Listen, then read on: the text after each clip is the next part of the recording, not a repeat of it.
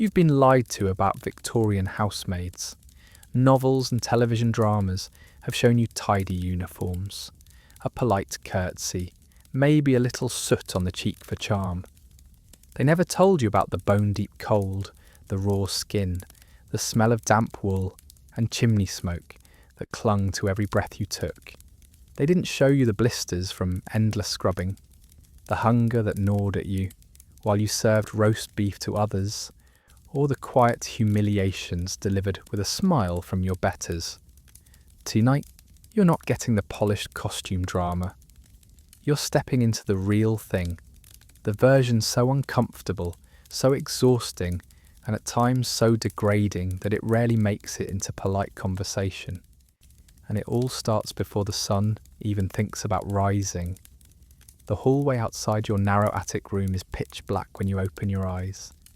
No alarm clock, just a faint creak of floorboards from another maid already moving, and the icy bite of air on your face.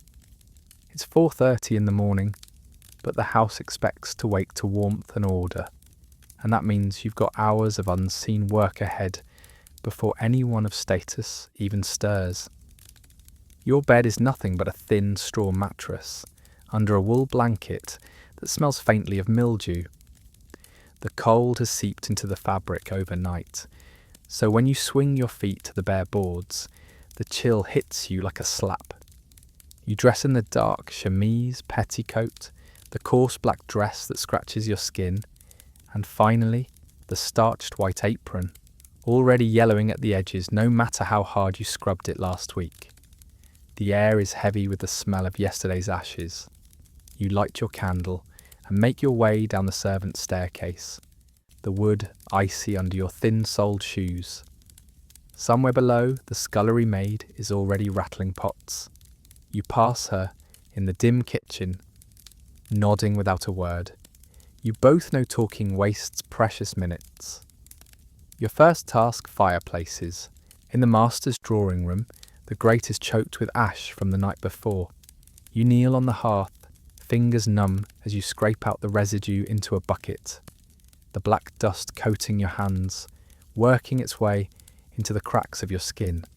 There's no washing it out, not really. You stack fresh coal, strike the match, and coax the reluctant flame to life, because by the time the family descends, the fire must already be blazing. And that's just one of 10 rooms on your list before breakfast service. Every step you take is another reminder that the day has only begun, and already your back aches. In the world upstairs, a new morning will be greeted with warmth, tea, and the smell of baking bread. Down here, your morning is soot, cold water, and the knowledge that you won't stop moving for the next 16 hours. This isn't Downton Abbey. This is survival, Victorian housemaid style. And the day has only just started. The thing about a Victorian winter morning is that it doesn't greet you, it ambushes you. Outside, the streets are still wrapped in fog and the last scraps of night. Inside the house is a frozen shell. There is no gentle easing into the day, no stretching in bed. The moment your eyes open, you're already behind. The servants' corridor smells of damp stone and yesterday's boiled cabbage. The candle in your hand sputters with every draught, sending shadows racing across the walls. Your breath clouds in front of you, proof that the air inside is only a fraction warmer than the frost outside. Even the water in the jug on your washstand is rimmed with ice. Washing your face isn't refreshing, it's a punishment, each splash sending needles of cold into your skin until it stings red. You start in the master bedroom, moving silently so as not to wake them. The curtains are drawn tight, the air stale and heavy with last night's fire. You take up the coal scuttle, its handle biting into your palm, and begin to build the morning fire from memory. Paper, kindling, then coal in the precise pattern you were taught on your first day. Too little paper, and the flame dies. Too much and the smoke billows, filling the room and waking the mistress in a fury. From there, it's down to the dining room. The silver must be polished before the master comes down for breakfast, and the table laid exactly according to the household's rules. Forks on the left, knives on the right, the master's chair pulled out just so. One crooked plate or smudge on a glass could cost you more than your pride. It could cost you your job. The kitchen is already alive with the clatter of pans. The cook is in no mood for pleasantries. She's elbow deep in dough, barking orders at the scullery maid, who's struggling with a mountain of dirty pots from the night before. You collect the breakfast trays for the family's rooms, balancing the weights as you climb the narrow back stairs again, careful not to spill hot tea or drip egg yolk on the carpet. Upstairs, the corridors are warmer. Fires lit earlier in the day have begun to spread their heat, but you don't linger. The household doesn't like seeing servants, unless they're needed. You knock once on the mistress's door, wait exactly 3 seconds, and enter with your eyes lowered. She barely looks at you as you set the tray down. To her, you are as much a fixture of the house as the furniture, necessary but invisible. By the time the clock strikes 7, you've been awake for nearly 3 hours, worked through half a dozen rooms and swallowed the first ache in your back, and still the day is only in its infancy. You haven't yet touched the heavy cleaning, the laundry, the errands, and there will be no stopping until the lamps are lit and the fires banked for the night. Victorian mornings didn't wait for you to wake up gently. They demanded you arrive running, and you never stopped. If there was one task that defined a Victorian housemaid's morning, it was feeding the house with fire. Every room needed its own blaze, and it wasn't just a matter of comfort. It was a sign of status. A drawing room with a cold hearth when the family came down for breakfast. Unthinkable. And the responsibility for preventing that humiliation rested squarely on your shoulders. You carried the coal scuttle from room to room, its weight dragging at your wrist, the metal biting cold into your skin. Each fireplace had to be emptied first, yesterday's ashes scraped into a bucket. There was no way to do it without getting soot up your arms, into the creases of your dress, under your fingernails, until they turned black. By mid-morning, your apron would be dusted and grey no matter how careful you were. Lighting a fire wasn't as simple as striking a match. Damp coal would sputter, cheap kindling would smoke, and if you misjudged the draught, the entire room could fill with a choking haze that lingered for hours. Too much smoke could set off coughing fits upstairs and bring the mistress to the servants' hall, her voice sharp with accusation. Then there was the kitchen range, the great iron beast that demanded constant feeding to keep the house supplied with hot meals and boiling water. It gave off fierce heat when it roared to life, enough to bake your cheeks raw and leave your forearms mottled with burns from stray sparks. But in the early hours, before the fire took, it could just as easily turn on you with its stubborn cold. You'd crouch in front of it, shivering, coaxing the flames like a desperate parent with a sick child, your knees numb from the stone floor.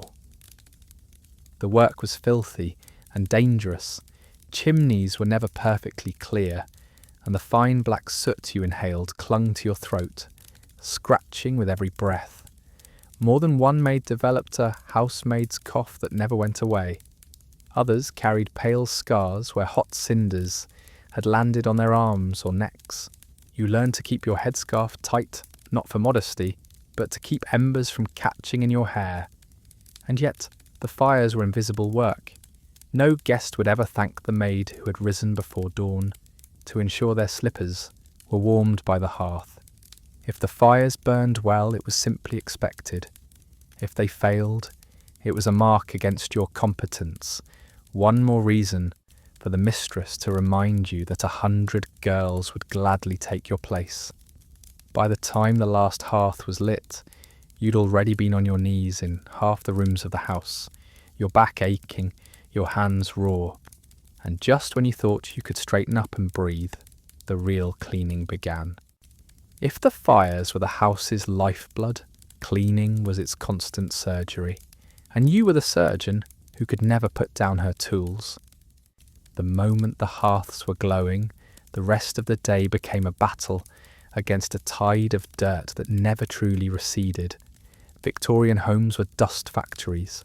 Coal fires coughed up a fine black grit that settled into every crease of the curtains, every groove in the carved wooden furniture, every carpet fibre. Even the air outside wasn't clean. Chimneys from other houses and nearby factories added their own soot to the mix, drifting in through cracks in windows and doors. A polished room could turn dull and grimy again in less than a day. You started with the parlours and dining rooms, working from the top down. Dusting meant more than running a cloth over surfaces. It meant climbing onto stools to reach mantels and picture frames, kneeling to scrub baseboards, and leaning out dangerously to clean the tops of tall mirrors. The polish was a mixture of beeswax and turpentine, and its sharp scent clung to your skin until you could taste it when you swallowed. Then came the floors. Carpets were beaten, not vacuumed. That meant dragging them outside, throwing them over a line or rail, and hammering them with a carpet beater until the air turned black with dust. Every swing sent clouds into your face, stinging your eyes and clogging your throat. Wooden floors were scrubbed on hands and knees with cold water and soap strong enough to strip oil from your skin. In winter, the water numbed your fingers to the bone before you'd finished a single hallway. Windows were another torment. There was no gentle spray bottle and paper towel, only buckets of water, vinegar, and stiff cloths. You had to reach high panes while balancing on a narrow sill, careful not to leave streaks that would catch the mistress's eye. And if the weather was freezing, your wet fingers would stick to the glass. Every item in the house was your responsibility, from silver candlesticks to brass door handles, all of which had to shine as if they'd never been touched. And they were touched constantly by the very people who expected them spotless. The dining table would be set for breakfast, then stripped, cleaned, and reset for lunch, then again for dinner. The same chairs you polished in the morning might be scuffed and smeared with food before the day was out. There was no done in a Victorian maid's cleaning routine. By the time you reached the last room, the first one already needed attention again. The work circled endlessly, like the hands of the great clock in the hall, a reminder that tomorrow would bring the same battle, and you'd be fighting it all over again. In a grand Victorian townhouse, the stairs were not a route, they were an instrument of exhaustion. The housemaid's life was measured in flights climbed and descended, often with arms full, and a mind already on the next task. The mistress might glide up the front staircase once or twice a day, but you? You lived on the back stairs, those narrow, twisting passages that connected the kitchens to the bedrooms, the scullery to the attic, the laundry to every hearth in between. A typical day could mean dozens of trips from top to bottom, and each one had to be quick. A coal scuttle to the nursery fireplace, then down again to fetch the silver polish for the drawing room, then up again with a breakfast tray balanced on one hand. The rules were clear: never be seen panting, never clatter the steps, never disturb the peace of the household with your presence. If you arrived flushed or breathing heavily, you'd get a sharp look, or worse, a note sent to the housekeeper about your lack of decorum. The corridors themselves were part of this invisible race. In fine homes, they were designed so servants could move unseen, darting through shadowed passageways and service doors. The floors were bare and hard underfoot, cold in winter and unforgiving on the knees when you stumbled. The lighting was poor, often just a single oil lamp or candle bracket every few yards, which meant more than one maid took a bad fall when her skirts caught on the edge of a tread. A broken bone could mean the end of your position, and with it, your livelihood. Punishments for inefficiency could be swift and humiliating. Some mistresses made their maids wear weights in their aprons as they worked, claiming it would build strength. Others would deliberately set tasks in far-flung corners of the house at the same time, just to see if you could meet both demands. Fail, and you might find yourself with docked wages or a scolding delivered in front of the other staff, a public reminder to move like a proper servant. You can feel it now, the weight of the laundry basket digging into your forearms as you hurry down the back staircase, the smell of damp cloth rising from it. Your feet know the exact count of each step. Your body tilts just so at every turn to avoid scraping the plaster walls. At the bottom, you pass the scullery, where steam from boiling water fogs the air, and the cook shouts for someone to fetch more wood. You don't stop. The mistress is waiting for clean linens upstairs, and her patience is always shorter than the distance between floors. The house's beauty was its trap.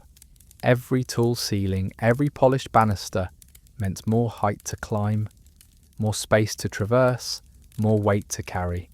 And for the Victorian housemaid, the stairs were the unending treadmill that made sure there was never such a thing as standing still. If there was one task that could strip the strength from even the toughest housemaid, it was the laundry. Victorian laundry wasn't a tidy affair, with a machine humming in the corner. It was a battlefield fought with boiling water, caustic soap, and sheer muscle. And it began in the coldest, dampest corner of the house, the scullery or the laundry room, where walls sweated in winter and smelled perpetually of wet cloth and lye. Every Monday was laundry day, and that meant war. Sheets, tablecloths, towels, the family's undergarments, all piled high in wicker baskets so heavy you had to lean into them to lift. Before you could even start, the copper boilers had to be filled with bucket after bucket of water from the pump.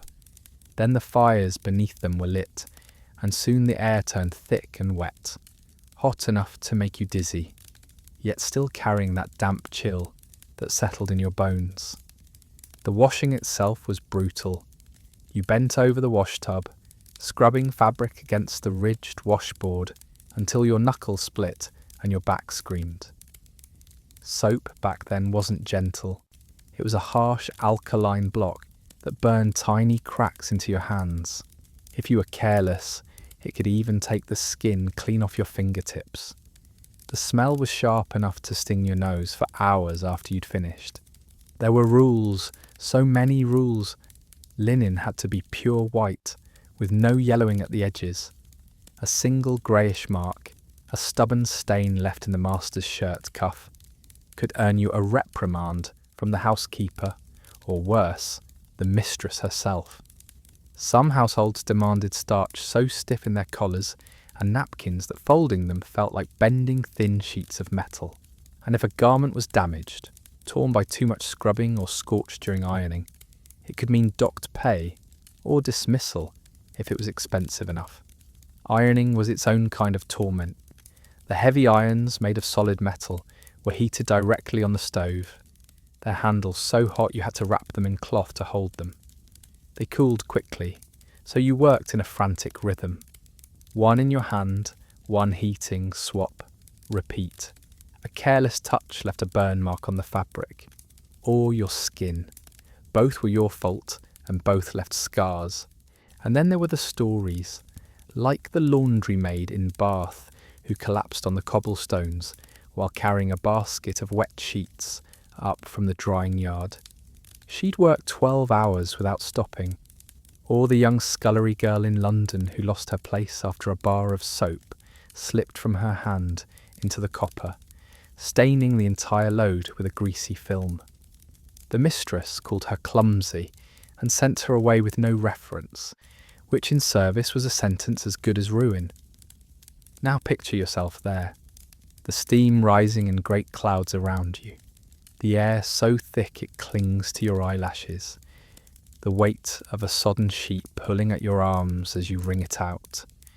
Your apron is soaked, your hair plastered to your forehead, and the skin on your hands feels tight and raw. And yet, the pile beside you doesn't seem to shrink.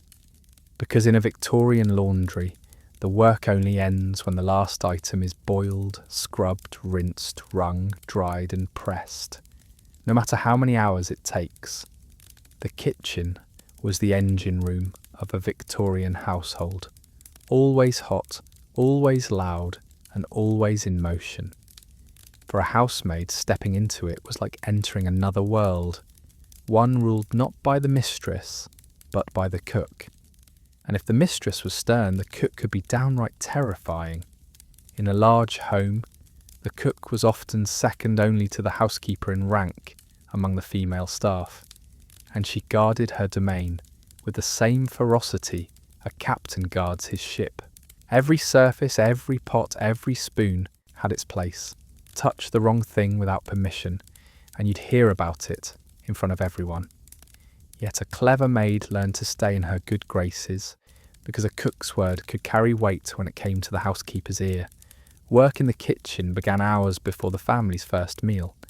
Vegetables had to be peeled, chopped, and washed in freezing water from the scullery pump. Meat arrived from the butcher, often with feathers still clinging or blood pooling at the bottom of the delivery crate, and it was your job to prepare it for roasting.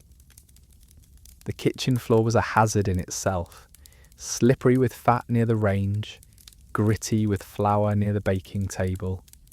The smells were a constant assault, onions biting at your eyes, boiling cabbage filling the air, the metallic tang of raw liver on your hands. And the heat, when the range was roaring, the room became a furnace, your dress sticking to your back while sweat rolled down your temples. You could be sent running up to the dining room with a tray of scalding soup, then right back down to scrub the same soup from the tablecloth when the master's son accidentally spilled it. Rules in the kitchen were strict. Meals had to be ready to the minute. Dishes had to leave the kitchen spotless. A late or poorly plated dish could earn a dressing down that echoed through the servants' hall. There was no excuse for delays, not broken equipment, not an absent scullery maid, not even a personal injury. If you burned your arm on the oven door, you tied a cloth around it and kept working. And then there were the unspoken dangers. Some maids learned quickly that the kitchen was where gossip could make or break you. The cook heard everything. Messages from the tradesman, whispers from the butler, and she decided what to pass on. Siding with the wrong person could get you reassigned to the dirtiest jobs, or worse, marked as difficult when you needed a reference. You're in the kitchen now, your hands deep in a bowl of cold water as you scrub carrots, the skin of your fingers wrinkled and sore. Behind you, the spit creaks as a joint of beef turns over the fire, fat spitting into the flames. The cook barks your name, pointing at a pie crust that needs crimping. Above your head, the clock ticks closer to the family's luncheon. And you know, if that crust isn't perfect, it won't be the pie that's in trouble. If you judged a Victorian household by the meal served upstairs, you might think everyone inside was feasting like royalty. Roasts glistening with gravy, puddings soaked in brandy, tables groaning under the weight of fruit and cheese. But downstairs, in the servants' hall, the story was very different, especially for the lower ranked staff like housemaids. Meals for servants were usually leftovers from the family table. That sounds fine until you realise what leftovers actually meant. Meat picked nearly clean, vegetables gone limp from sitting in dishes for hours, bread gone hard at the crusts. If the family was frugal, or their guests ate heartily, there might be almost nothing left. And no matter how hungry you were, you ate only after every last plate had been cleared upstairs. Breakfast was often the poorest meal. Dry bread, maybe a scrape of dripping, rendered beef fat instead of butter, and weak tea with more water than leaves. If you were lucky, there might be porridge. but it was made thin to stretch the oats and served lukewarm. Dinner, served to servants at midday, might include a stew or pie made from cheaper cuts of meat, heavy on potatoes or turnips to bulk it out. Supper in the evening was usually just bread and cheese, maybe cold meat if the day had been generous. The hierarchy among servants extended to food too. Higher-ranked staff, the butler, the housekeeper, the cook, ate the best of what trickled down from the family. The lower ranks got what was left after that. It wasn't unusual for a kitchen maid or housemaid to be given plates scraped of the choicest bits, with the fatty or gristly parts left behind. And then there were the rules. Servants ate at a set time, and you had to finish quickly, sometimes in less than 15 minutes, before returning to your duties. Talking too much at table, eating before everyone had been served, or taking more than your fair share could earn you a sharp word from the housekeeper or cook. In some houses, even the way you sat and held your fork was watched, as if the mistress's standards extended to the scraps you were allowed to eat. The poor quality of food took its toll. Malnutrition was common. Thin, pale faces, constant fatigue, and a tendency to catch every illness that came through the household. A bad winter with long hours and meagre rations could leave a maid's hands chapped, her lips cracked, and her strength drained long before the day's work was done. Picture it now. You've been scrubbing floors since dawn, your stomach growling so loudly you pray no one hears it. Finally, in the servants' hall, you get a hunk of yesterday's bread, still bearing the faint tang of the onions it was stored beside, and a mug of tea so weak it's almost clear. You eat quickly, not for pleasure, but because the laundry won't wait, and neither will the mistress's next bell. In a Victorian household, one of the first lessons a housemaid learned was this: you were there to serve, not to be seen. The ideal maid moved through the house like a shadow, tasks completed, fires lit, rooms polished, without ever intruding on the lives of the family.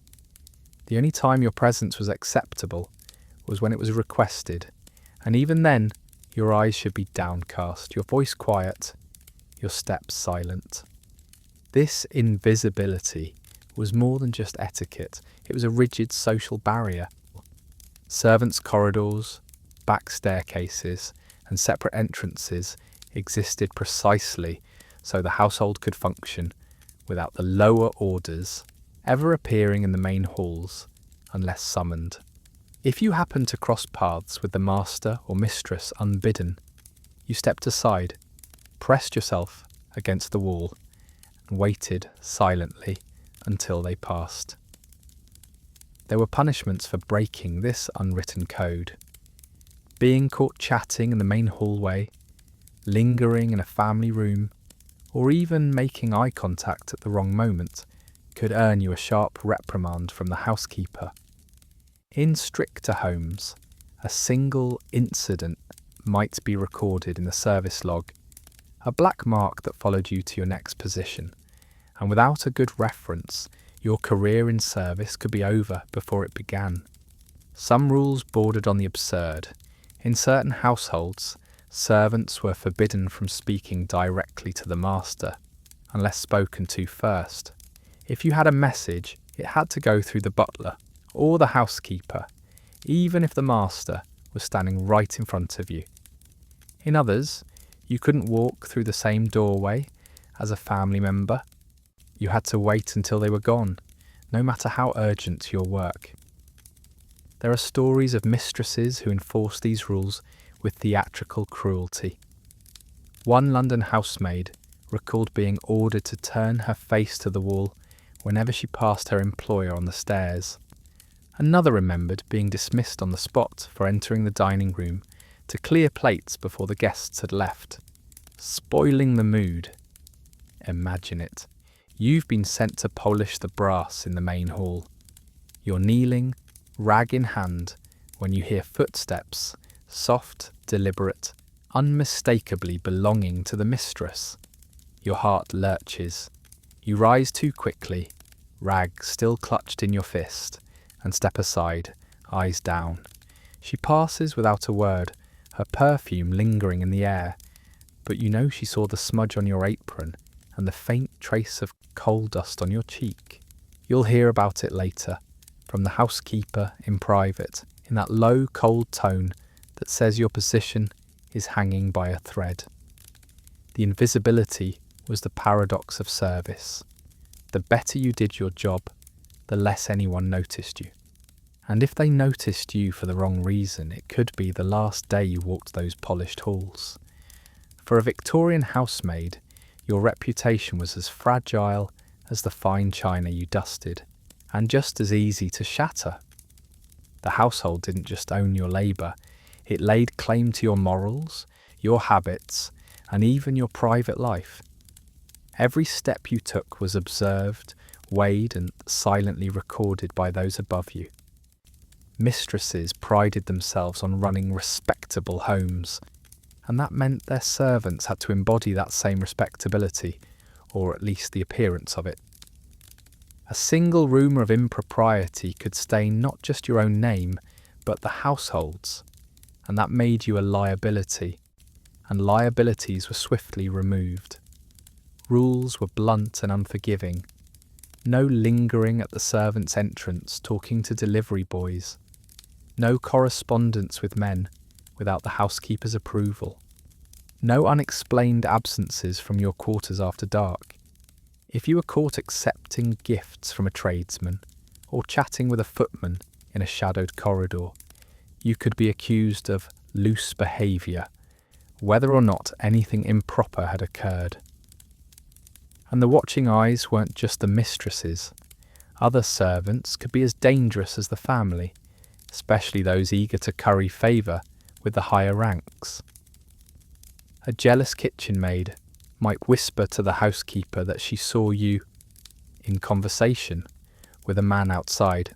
A butler, offended by some imagined slight, could hint that you'd been too familiar with the stable hands. In service, gossip was currency, and sometimes your ruin was worth more to someone than your friendship. The consequences were severe. Being dismissed without a character meant you lost not only your job, but any chance of securing another in a decent household. Without references, many women were forced into factories, laundries, or street work to survive. There's a recorded case from Liverpool of a maid dismissed after being accused of flirting with a gardener. No proof, just the mistress's feeling that she'd been too cheerful in his company. She spent the rest of her life working as a charwoman for pennies a day. You can feel the tension now, walking through the servants' hall, aware that every glance could be a judgment. Every casual word might be twisted into a weapon. You keep your head down when the tradesman delivers the fish, avoiding even the shadow of a smile. Not because you've done anything wrong, but because in this world, innocence was no defence. The Victorian housemaid wasn't just cleaning floors and lighting fires. She was walking a tightrope of moral scrutiny, where one misstep could send her plummeting into disgrace. This was the danger no rulebook mentioned out loud, but every maid knew. In the grand houses of Victorian Britain, the greatest threat to a young woman's reputation wasn't a tradesman at the servants' entrance. It was the man who owned the house. Masters, sons of the family, even visiting male relatives. Some saw the servants as part of the household property, and that included the right to cross lines unspoken. There was no recourse for a housemaid in this situation. To accuse a gentleman of impropriety was to accuse your own employer, and that was unthinkable. In the eyes of society, it was always the maid's fault. She must have encouraged it or misunderstood his intentions. The stories passed quietly in servants' halls, always in whispers.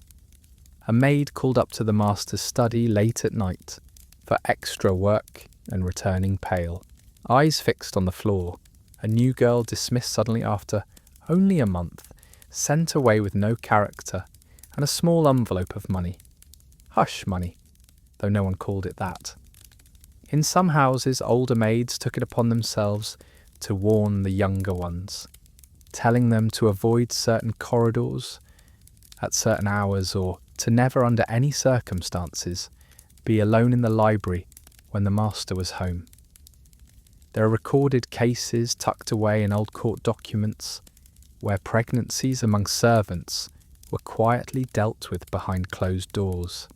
The unlucky ones were dismissed and left to fend for themselves, often with no family willing to take them back. Others were sent to lying-in homes or charitable institutions, their reputations permanently ruined. The men involved almost never faced consequences. Their lives and titles remained spotless in the public record. And what could you do? If you resisted too firmly, you risked angering a man who could have you dismissed without notice. If you said nothing, you carried the weight of it alone. Survival often meant learning to read the slightest change in tone, the softest tread on the stairs, and slipping away before the moment arrived. Now imagine it. You're dusting the bookshelves in the study, the faint smell of leather and pipe smoke in the air. The door opens, not a fellow servant, but the master himself. He smiles just a little too warmly and steps inside, closing the door behind him. The latch clicks. The rest of the house feels miles away. For a Victorian housemaid, moral danger didn't always wear the face of temptation. It often wore the face of authority. And that was what made it nearly impossible to escape. For a Victorian housemaid, the concept of free time was almost laughable. Your life was measured in tasks, not hours, and the line between work and rest barely existed. The day began before sunrise and ended long after the family had retired, and even then, your time was never truly your own. Most housemaids were live-in servants, which meant you not only worked in the house, you lived under its rules, its roof, and its constant supervision. Your tiny attic room, bare but for a narrow bed, washstand, and maybe a small trunk, wasn't a sanctuary. It was simply the place you collapsed between shifts. The mistress or housekeeper could knock at any time, and you were expected to answer immediately, no matter the hour. On paper, there might be one afternoon off each week, or perhaps a half day on Sunday to attend church. In reality, those hours often vanished under urgent tasks, a special dinner to prepare, a guest's unexpected arrival, a last-minute order from upstairs. Refusing wasn't an option. The phrase "you're needed" was final. Even your airtime away from the house was controlled. Some mistresses required their maids to sign in and out, noting the exact time they left and returned. Others insisted they only walk in respectable areas, preferably accompanied by another servant. A chance meeting with a friend on the street could be reported back before you'd even returned. The exhaustion was relentless. When your hands weren't polishing, scrubbing, or carrying, you were mending clothes, ironing linens, or preparing the fires for the next day. If you sat down in the servants' hall for a moment, someone would find you something useful to do. In many households, idleness was treated almost like theft, stealing time from your employer. And yet, in stolen fragments of the day, maids found tiny rebellions.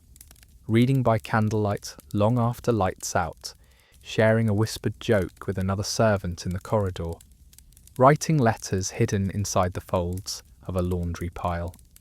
These moments were dangerous if discovered, but they were the only way to remind yourself that you are more than just a pair of working hands. Picture it now. You're lying on your narrow bed, shoes still on because you're too tired to pull them off. Your apron is crumpled at the foot. Your hands still smell faintly of coal dust and carbolic soap. You've just closed your eyes when the bell rings. A sharp, insistent jangle from somewhere below. Someone needs tea in the drawing room. You swing your feet to the floor.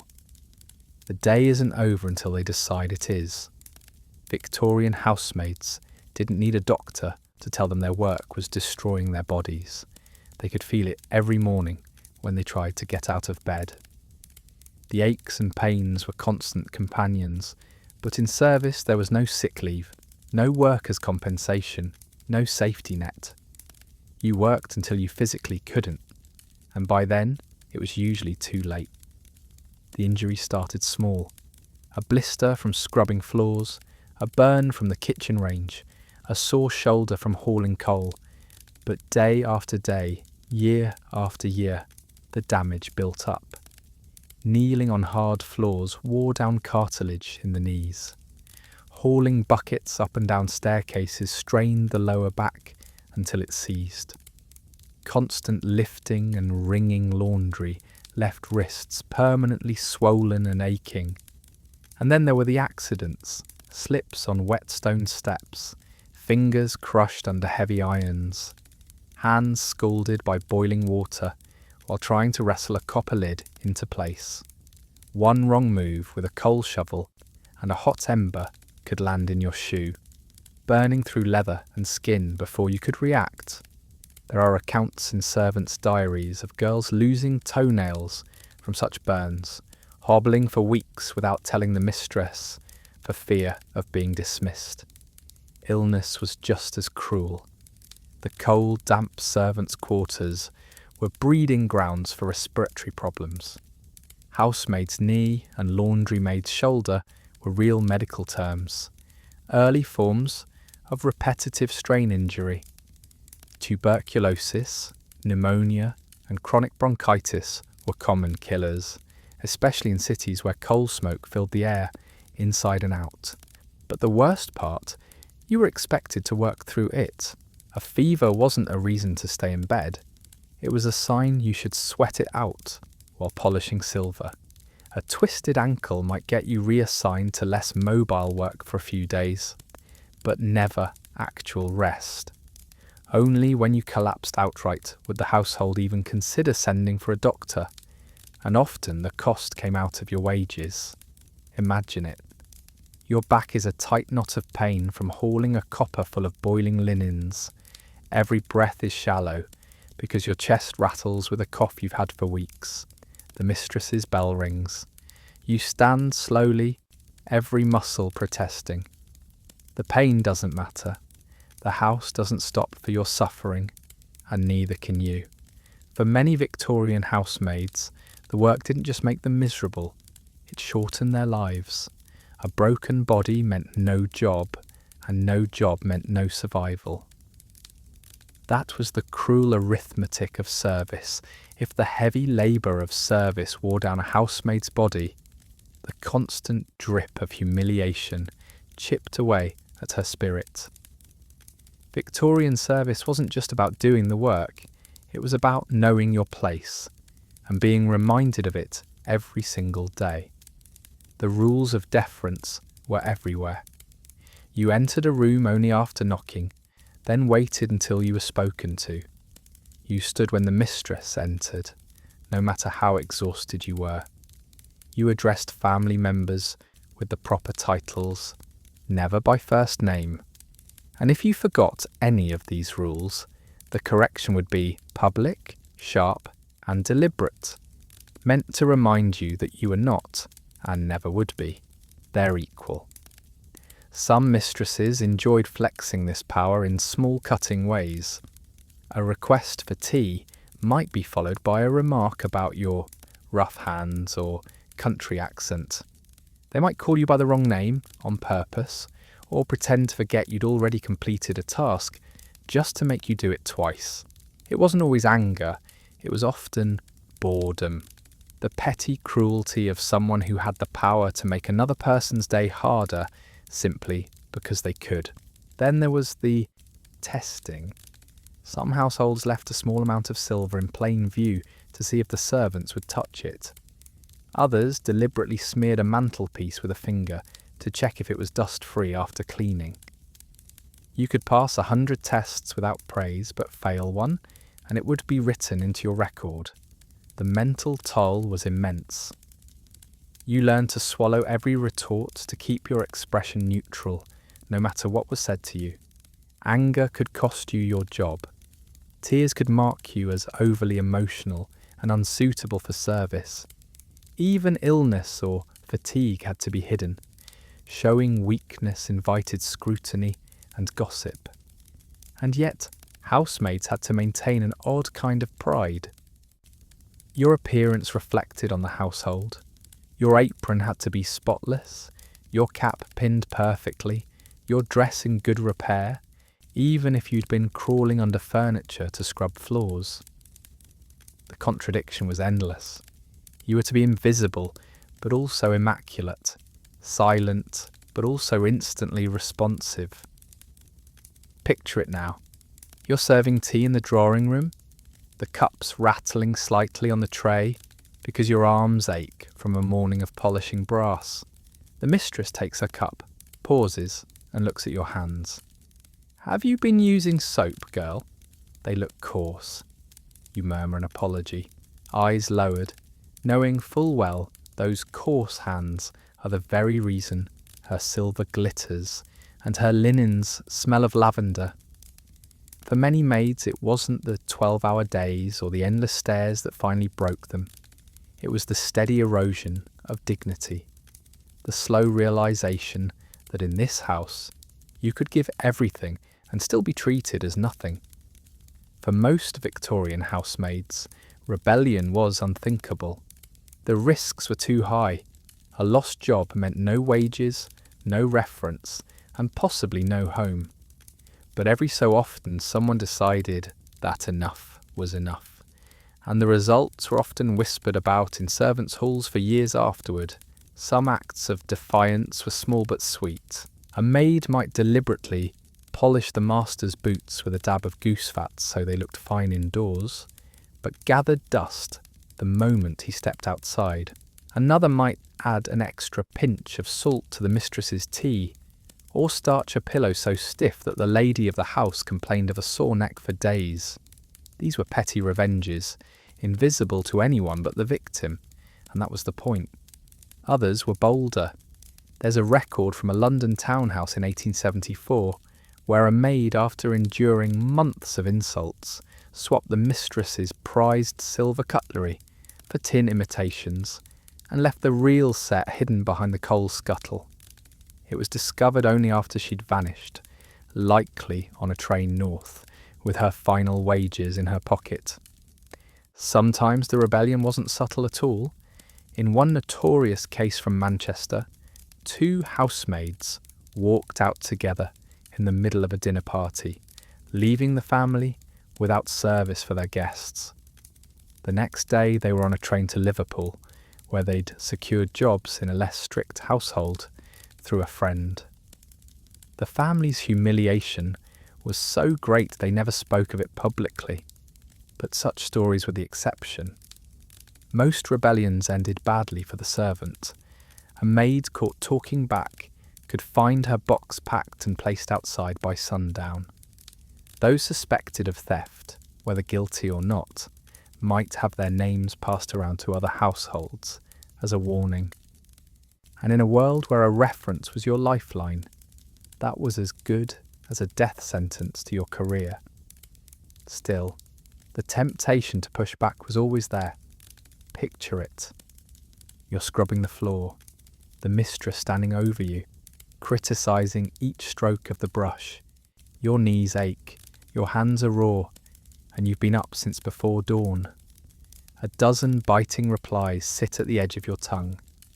You swallow them down, like every maid before you, because you know one moment of defiance could erase years of hard work. But somewhere in the back of your mind, you keep those stories alive.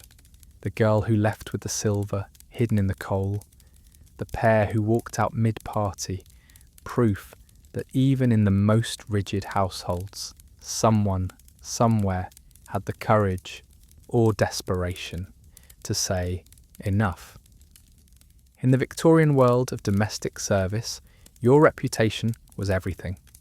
A single sheet of paper, your character or reference, stood between you and starvation. Lose it, and you might as well vanish from respectable society altogether. That's why a black mark in service, whispered or written, was the kiss of death. The danger wasn't always in what you'd actually done, but in what people believed you'd done. A jealous co-worker, a petty housekeeper, or an irritable mistress could sink you with just a few words. She's unreliable. She's careless. She's not honest. None of these accusations had to be proven. In the servant hiring market, suspicion was enough to close every door. Sometimes the black mark was punishment for a single mistake. A maid who accidentally damaged an expensive dress might find her wages docked and her reference stained with phrases like prone to carelessness. One who overslept after months of perfect attendance could be labelled untrustworthy with early duties. Even leaving a position voluntarily could be dangerous if the mistress took offence. You might get a neutral reference so bland it made future employers suspicious. Worse were the moral accusations. If you were rumoured to have stolen even something as small as a handkerchief, you were finished. And if you were suspected of improper conduct with a male servant or tradesman, it didn't matter if it was true, the result was the same. There's a recorded case from 1882 of a maid in Leeds dismissed because the mistress claimed she had an immodest air. No one could define exactly what that meant, but it was enough to keep her unemployed for years. Once you had the mark, there was no official way to remove it. The servant hiring halls in big cities like London and Manchester were full of girls carrying perfectly forged references, hoping to slip past suspicion. Others changed their names entirely and moved to another region, praying their past wouldn't follow them. You can feel the dread now, standing in the cramped back room of a hiring agency, your best dress pressed, your gloves borrowed from a friend. The matron reads your reference, her eyes flicking to you with the faintest tightening of the lips. She sets the paper down. I'm afraid there's nothing suitable for you today. No explanation, no second chance. You walk out into the street, knowing she'll pass your name along to others. In the world of Victorian service, the black mark wasn't just the end of a job.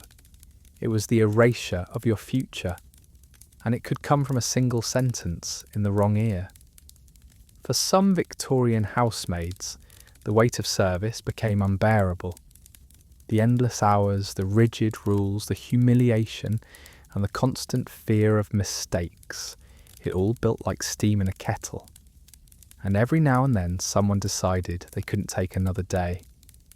They ran. Disappearing from service was called giving notice to the wind. Sometimes it was planned. A small bundle of clothes hidden under the bed, a few coins saved from meagre wages, a mental map of the quietest streets leading away from the house. Other times, it happened in a rush, a burst of courage or desperation that made a maid walk out the door and never look back. The reasons were as varied as the women themselves. Some fled unbearable mistresses who belittled them at every turn. Others escaped unwanted advances from masters or male guests. A few were simply young and realised, too late, that the life they'd signed up for was nothing like they'd imagined.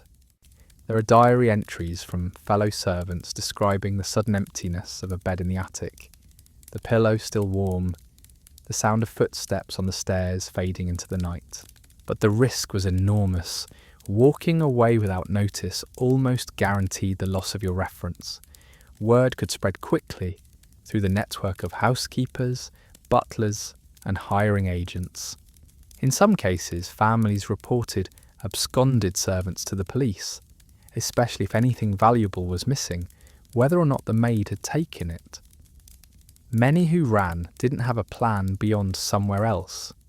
They ended up in lodging houses, taking day work as laundresses, seamstresses, or charwomen. Others tried to vanish into the anonymity of the city, blending into the crowds at the docks or markets. But without steady work, desperation could drive them into far harsher worlds, factories, workhouses, or the streets. And yet, even knowing the risks, the thought of escape burned bright in the minds of many maids. Picture it. You're standing in the kitchen doorway after midnight. The house silent except for the faint tick of the hall clock. In your pocket 3 coins, your entire savings. The back gate is unlocked. Beyond it, the dark street stretches like a promise. You know that once you step through, there's no coming back. You also know it might be your only chance to breathe freely again. Some maids who ran were never heard from again.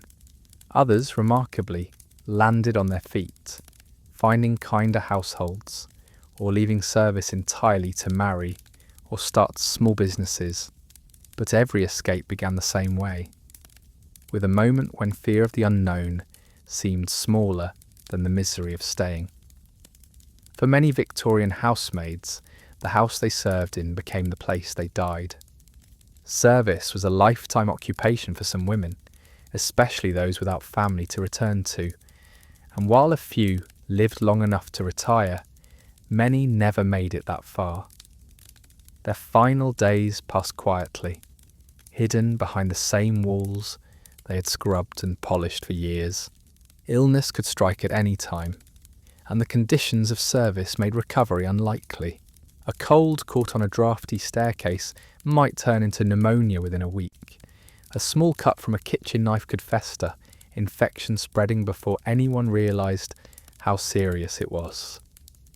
With no paid time off and no proper medical care, a maid often worked until she physically collapsed. The death of a servant was rarely the kind of event that reached the family's social circle. In many households, it was handled with as little disruption as possible. The body might be laid out in the servants' hall for a night, other staff allowed to pay their respects in silence, before it was taken away to be buried, often in a pauper's grave, if the maid had no savings or family. The mistress might send flowers, but more out of propriety than grief. There are scattered records of housemaids dying young in service. A 19-year-old in Bath who fell from a ladder while cleaning a high window. A 23-year-old in London who succumbed to typhoid after weeks of handling contaminated laundry. A middle-aged maid in York who simply didn't wake one morning, her body worn out after 30 years on her feet. Sometimes death came in more tragic ways.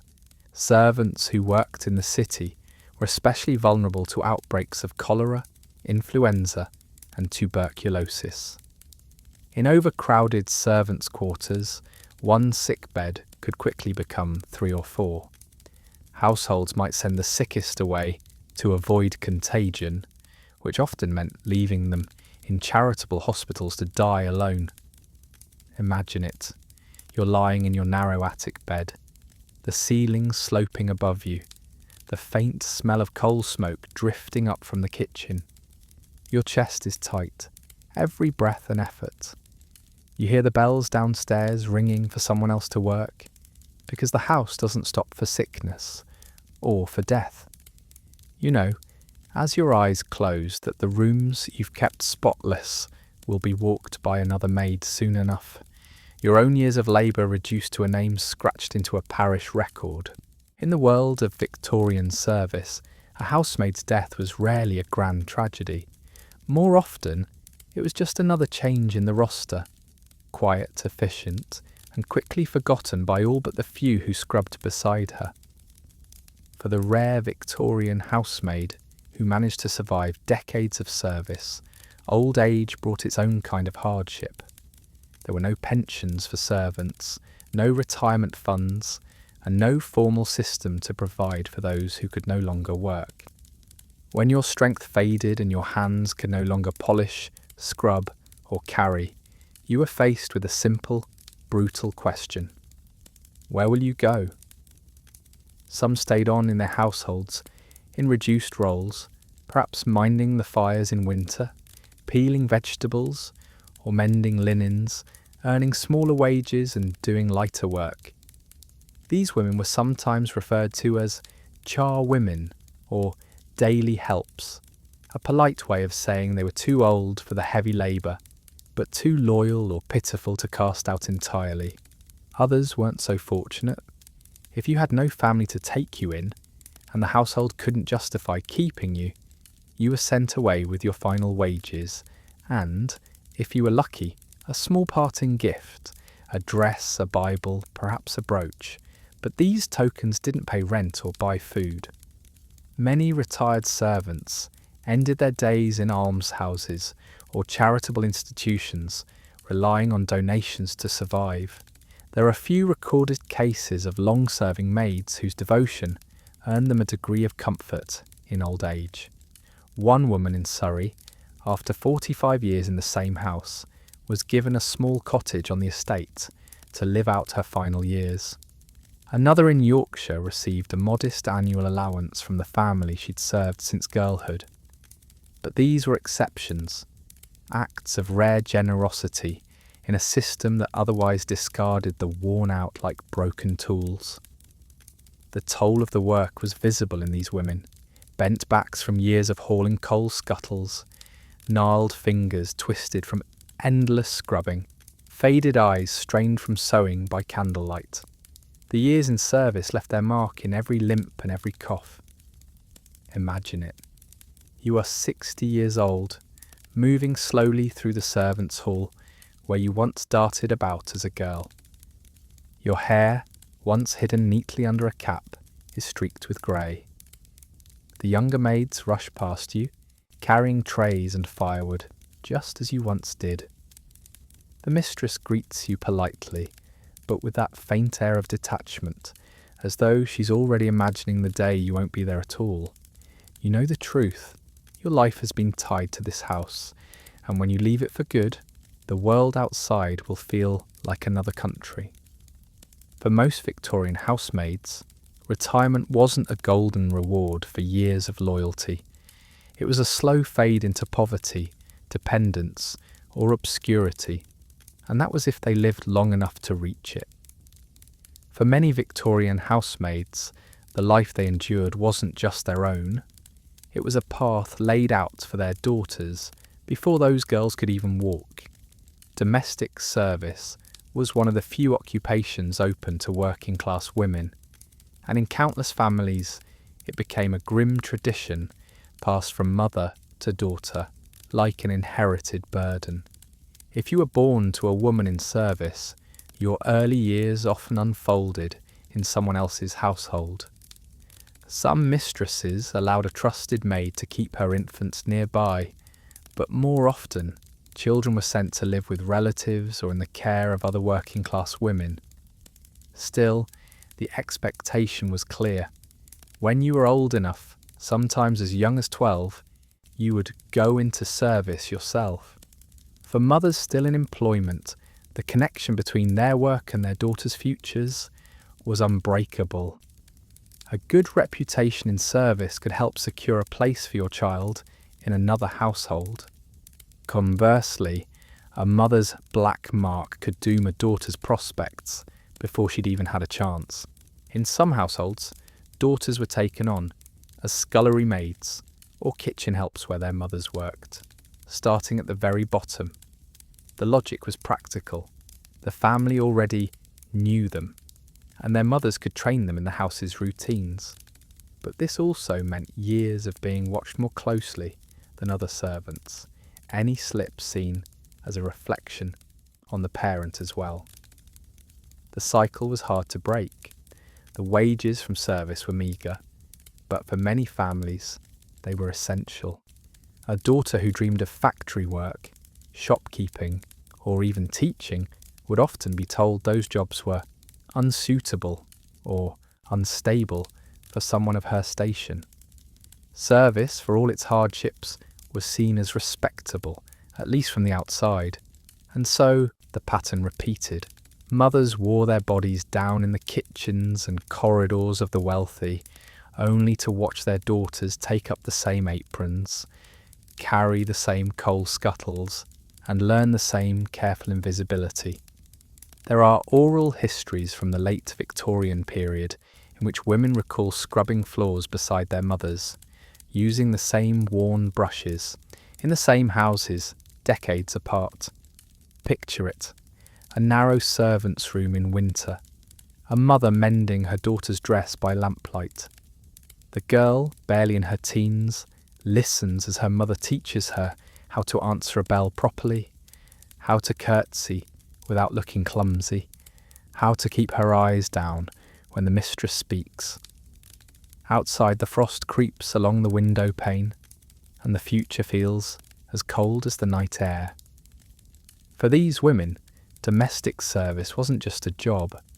It was a family legacy they never asked for, and one they knew they might pass on, whether they wanted to or not.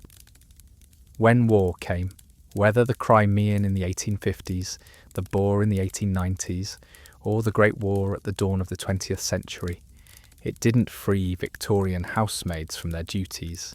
If anything, life in service often became harder.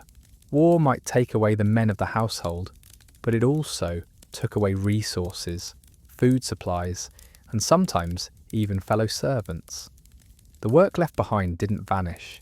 It simply fell on fewer shoulders. In some grand houses, male servants left to enlist, and the positions they once filled, footmen, hallboys, grooms, were suddenly given to women. Housemaids found themselves carrying heavier loads, cleaning rooms that had once been someone else's domain, or stoking fires in draughty halls designed for 2 pairs of hands instead of 1. A temporary arrangement could last years, leaving the women exhausted. Rationing, especially during the Great War, meant the kitchen became a battleground of ingenuity. Leftovers were stretched to feed both family and staff, and it was always the servants' plates that grew lighter first. Housemaids, who once ate at least decently on the family scraps, now found themselves dining on watery soups, stale bread, and the occasional root vegetable. Hunger made long shifts even more punishing. There were also new expectations.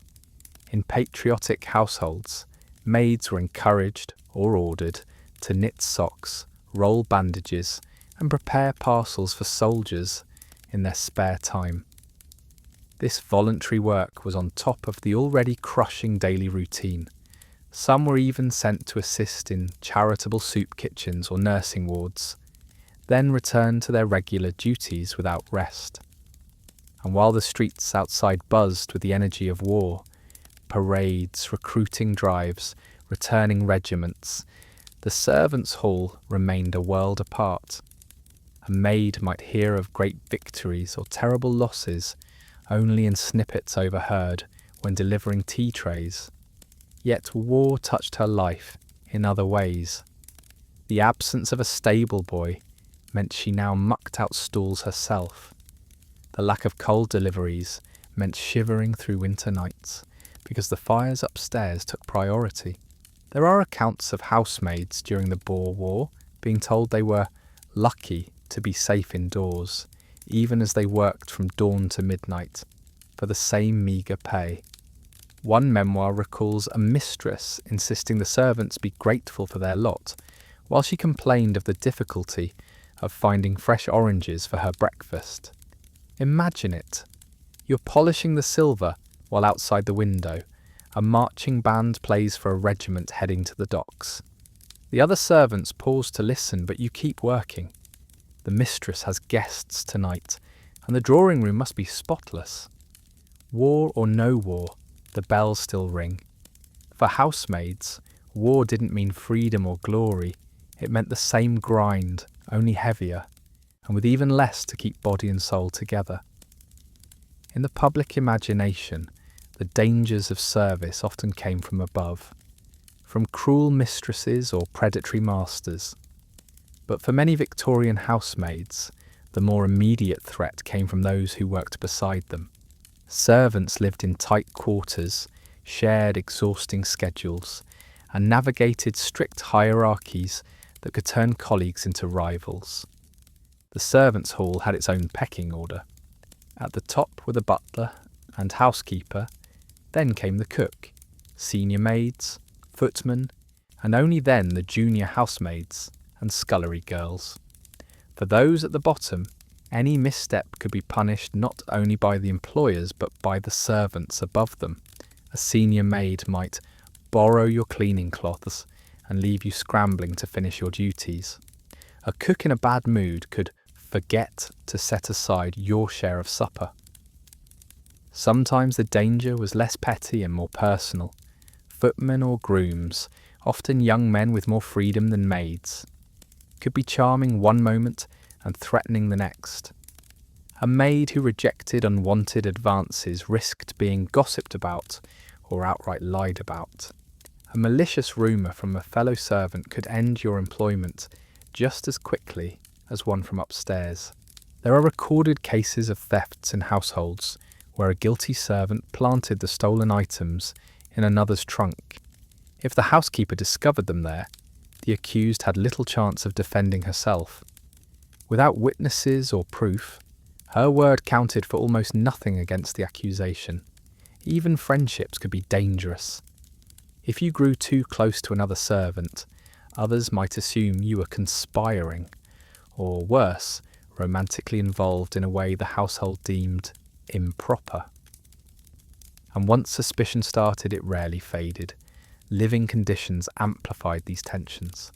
In cramped attic rooms, privacy was almost non-existent. Arguments over space, noise, or even the use of a wash basin could escalate quickly. In winter, with the cold pressing in and tempers short, fights were more common. One diary from a Yorkshire maid tells of a brawl between two kitchen girls that ended with one being dismissed for violent conduct after a scalding pot was tipped too far in accident. Imagine it. You return to your tiny room after a 14-hour day, only to find your sewing scissors missing. When you ask around, another maid shrugs and says she hasn't seen them, but you catch her smirking. The next morning the scissors are back on your bed without a word. Was it a warning? A test? In service, you often couldn't tell friend from foe. For many housemaids, survival in the servants' hall meant as much skill in navigating alliances and rivalries than cleaning and polishing. Because sometimes the person who could end your career wasn't upstairs, it was sleeping in the bed next to yours. A Victorian housemaid was supposed to be invisible, present when needed, silent when not, and never drawing attention to herself. But invisibility had a side effect. It made her the perfect accidental witness to the kinds of secrets polite society would never admit existed. In grand houses, servants moved everywhere, from dusty attics to lavish drawing rooms, from bustling kitchens to private bedchambers. They lit fires, delivered letters, and cleaned spaces while the family was away. And in doing so, they overheard conversations never meant for their ears, saw items never meant for their eyes, and pieced together truths that could ruin reputations. Some secrets were relatively harmless, a mistress sneaking extra sweets despite her strict diet, a master hiding gambling debts from his wife. But others were explosive, affairs between members of the household and visitors, hidden pregnancies, financial fraud, political schemes whispered over brandy in the study. One recorded account from a London maid in the 1880s tells of finding a letter tucked between sofa cushions, an unsigned note that revealed an ongoing affair between the mistress and a married neighbour. The maid quietly replaced it, but the knowledge weighed on her for years, especially when she was called to serve tea to that neighbour's wife. Sometimes the secrets were darker. Servants knew when valuables mysteriously disappeared, and they often guessed who had taken them. They knew when arguments behind closed doors escalated into something more violent, and they noticed when a family member's illness wasn't exactly what the doctor told the rest of society. But a maid who spoke out risked everything. To repeat what she'd seen or heard, even if it was true, was to be labelled a gossip, a troublemaker, or worse, a liar. Many chose silence, carrying what they knew for a lifetime. Others confided only to trusted fellow servants, creating a hidden network of whispered truths. Imagine it. You're dusting the sideboard in the dining room, the voices from the drawing room drifting through the half-open door.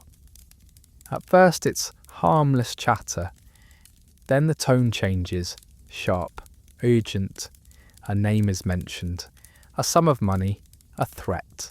You keep your head down, pretending to focus on the silverware, but your ears are fixed on every word. You know you'll never be able to repeat it, but from now on, you'll see the family in an entirely different light. For Victorian housemaids, the greatest secrets of the wealthy weren't kept in locked desks or hidden compartments. They were kept in plain sight, entrusted only to those who couldn't afford to tell them.